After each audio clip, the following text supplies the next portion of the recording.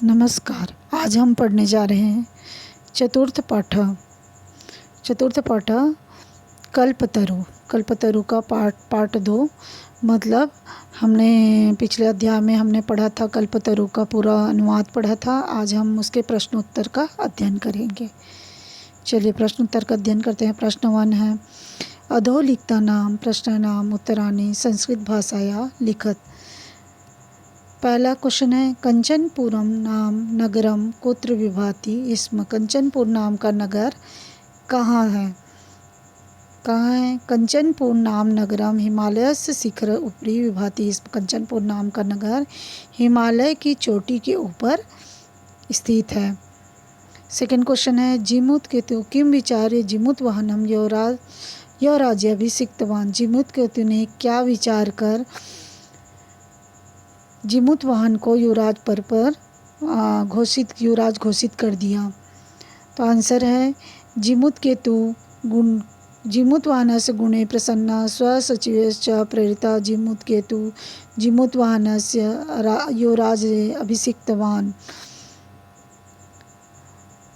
तीसरा क्वेश्चन है, कल्पतरु वैशिष्ट्यम आकार्ण्य जिमुत वाहन किम अचिंत्यत। कल्पतरु के विशिष्टता के बारे में सुनकर जिमुत वाहन ने क्या सोचा?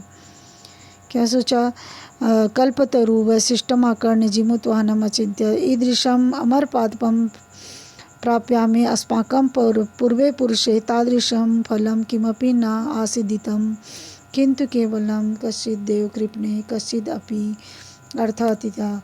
मतलब कल्पतरु के विशिष्टता को कानों से सुनकर जिमुत वाहन ने सोचा कि ऐसा अमर पौधों को प्राप्त कर जो हमारे पूर्वज पुरुष है वह वैसा फल प्राप्त नहीं कर पाए, किंतु केवल कुछ कंजूसों के द्वारा ही धन का संग्रह कर पाया है।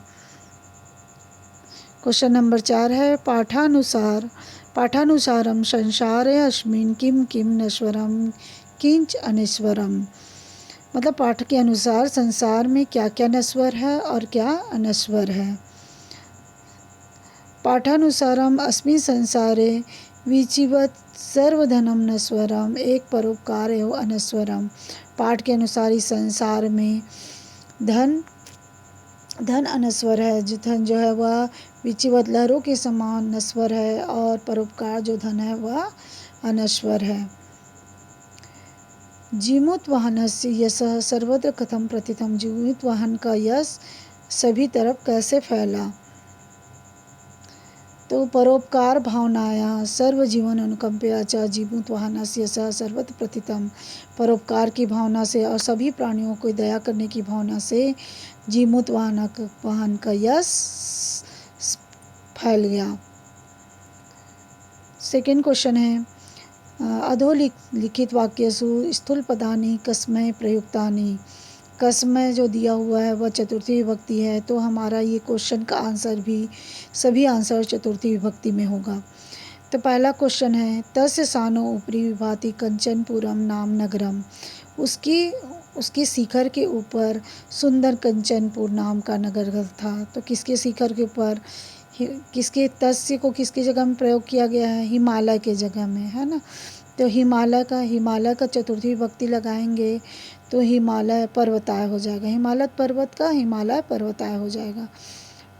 पुल्लिंग शब्द के बालक के अनुसार जैसे चलेगा, हिमालय पर्वताय, ठीक है। राजा संप्राप्त यौवनम तम युवराज्य अभिषिक्तवान। राजा ने यौवन प्राप्त कर उसे युवराज पद पर अभिषिक्तवान कर दिया, अभिषिक्त कर दिया। तो यौवन प्राप्त होने पर तो तम क्या है, किसकी जगह में प्रयोग हुआ है? तम प्रयोग हुआ है जिमुत वाहन के जगह में। तो जिमुत वाहन का चतुर्थी विभक्ति लगाएंगे तो क्या हो जाएगा? जिमुत वाहनाय हो जाएगा। अयम तो सदा पूज्य। अयम यह तुम्हारे लिए सदा पूज्य है। यह कौन? कल्पतरु, है ना। तो यहाँ पर चतुर्थी विभक्ति लगाएंगे कल्पतरु का, तो कल्पतर्वे हो जाएगा। उसी प्रकार से ताता त्वम तु जानासि यद धनम विचिवत चंचलम। तात के तुम जानते हो, तुम तुम किससे बोल रहा है, वो अपने पिता को बोल रहा है ना, जीमूत वाहन जी अपने पिता जीमूत केतु को बोल रहा है। तो जीमूत केतु को चतुर्थी विभक्ति लगाएंगे तो जीमूत केतु हो जाएगा। ये गुरु के हिसाब से चलेगा, और पिता का पितृ हो जाता है चतुर्थी विभक्ति। तो ये दोनों में से हम लिख सकते हैं। तीसरा क्वेश्चन है अधुलिखिता नाम पदा नाम पर्याय पदम पाठात चित्वा लिखत।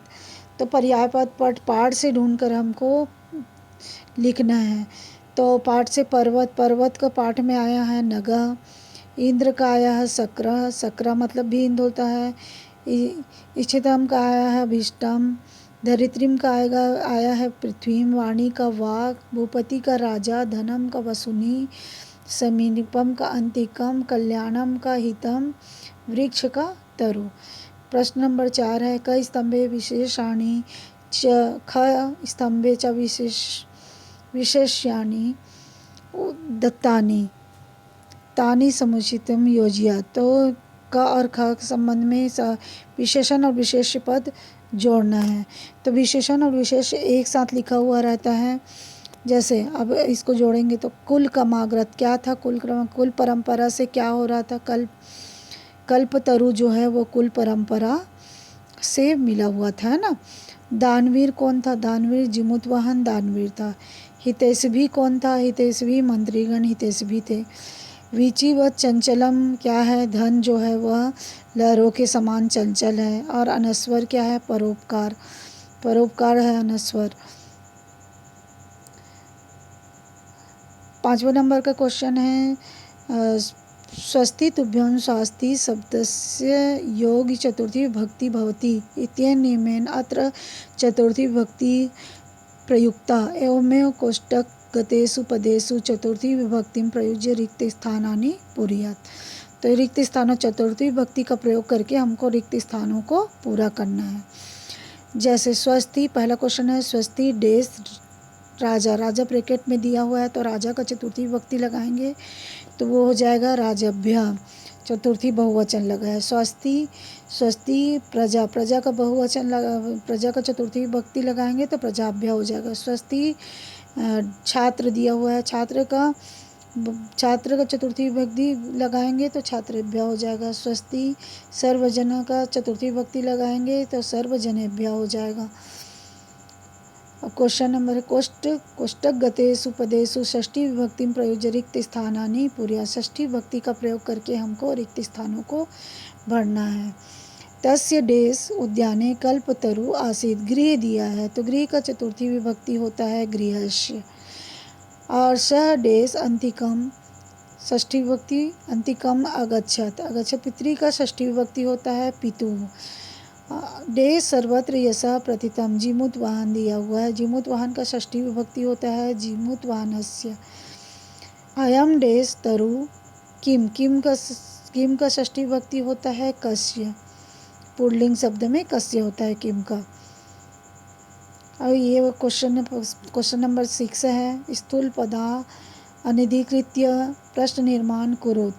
ये जो डार्क दिया हुआ है उसमें हमको प्रश्न का निर्माण करना है, ठीक है। तरो कृपया स पुत्रम अप्राप्नोत, तरो, तरो कौन सा विभक्ति है, षष्ठी विभक्ति है तरो, गुरु के अनुसार चलेगा तो गुरु होता है, वो उसी प्रकार से तरो होता है।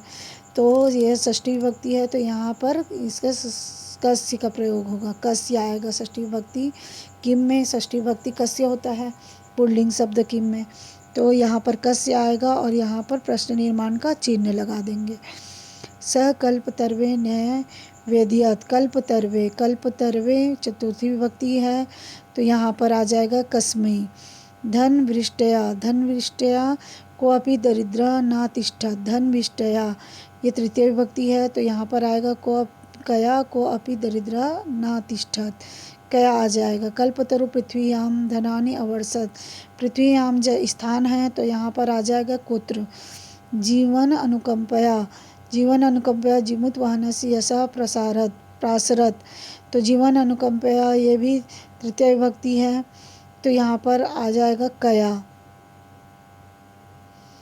क्वेश्चन नंबर 7 है यथा स्थानम समास विग्रहम च कुरु, समास करना है या विग्रह करके, जो विग्रह उसको जोड़कर लिखना है और जो जो जुड़ा हुआ है उसको विग्रह करना है। तो यहाँ पर षष्ठी विभक्ति का सारे समास में षष्ठी विभक्ति का प्रयोग हुआ है, षष्ठी तत्पुरुष समास है ये। तो विद्याधराणाम पति, तो इसको जोड़ के लिखेंगे तो विद्याधर पति हो जाएगा। गृहोद्यानी जुड़ा हुआ है तो इसको षष्ठी विभक्ति में विग्रह करेंगे तो क्या हो जाएगा, गृहस्य उद्याने हो जाएगा। नागा नाम इंद्रा दिया हुआ है तो इसको जोड़ेंगे तो नगेंद्र हो जाएगा। परोपकार दिया हुआ है तो इसको विग्रह करेंगे तो परेशान उपकारा हो जाएगा। जीवा नाम अनुकंपया दिया हुआ है तो यहाँ पर हो जाएगा जीवनुकंपया। उदाहरण अनुसृत्य मतु प्रत्यय प्रयोगम कृत्वा पदानि रचयत। मतु प्रत्यय का प्रयोग करके हमको नया पद बनाना है। तो हिम, जैसे ये मतु प्रत्यय का प्रयोग करते हैं तो अगर आखिरी में म आ आता है तो वहाँ पर वान हो जाता है, और आखिरी में अगर छोटा ई का या बड़ा ई का मात्रा होता है तो वहाँ पर मान हो जाता है। तो जोड़ते हैं तो जैसे हिम प्लस मतुप हिमवान हो गया। यहाँ पर आया हिम प्लस मतुप तो वान हो गया। श्री प्लस मतुप तो श्री है तो बड़ा ई का मात्रा है तो यहाँ पर मान हो गया। वैसी शक्ति प्लस मतुप शक्तिमान हो गया। धन प्लस मतुप धनवान हो गया। बुद्धि प्लस मतुप बुद्धिवान, बुद्धि प्लस मतुप बुद्धिमान हो गया। धैर्य प्लस मतुप धैर्यवान हो गया। गुण प्लस मतुप गुणवान हो गया।